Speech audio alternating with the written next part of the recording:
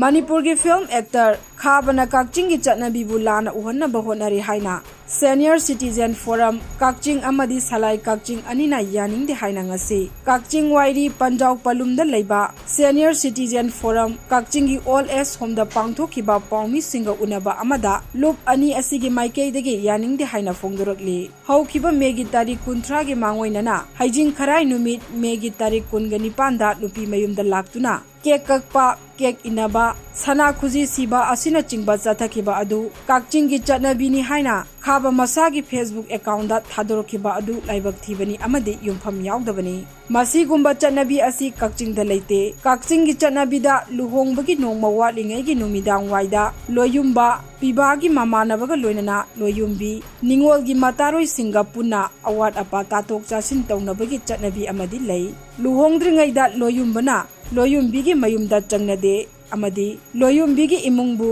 ki hangoina nolukna chatnai Kakching gi Chatnabida lana lamjingnanaba thabak thauram sing makhata na chatharaklabadi madugi apha phata tekchak pumnamak masa masana pujagadabani haina loop ani gi maikai dagi leibak miyamda paujelakli Senior Citizen Forum Kakching gi President Nongmaithep Nimai Nahai aikhoi gi Kakching gi ipanat ipunat ki Chatnabida haijing pot puba numita kek kakpagi thabak asi taunade masi Manipur gi mafam amata dasu chatnaramde mapal lamdagi changchilakpa Chatnabi adu aikhoi gi lamdam asida pusilakpani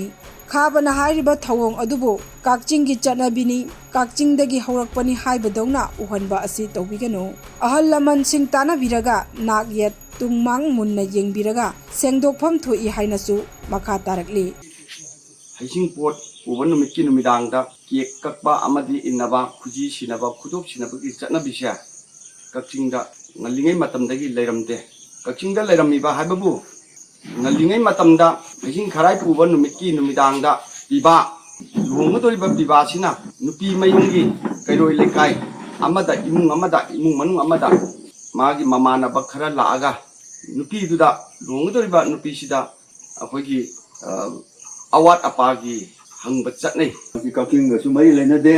adu Manipur sumai lenade mapani tolpani adu polise Kakching dagi holpani nata Kakching de tolpani haibai bu khabai wasidi jumden khali masidi mahangna ahalaman tanaraga jumna mafam chana aduga na ge left right thiraga chenubum thoi Kakching de thokibanate masidi Manipur sunate mapandagi ni adubu Kakching ga taisinaba manba aikhoi gi wangang ibung khabai dodi sengdobu sungani khali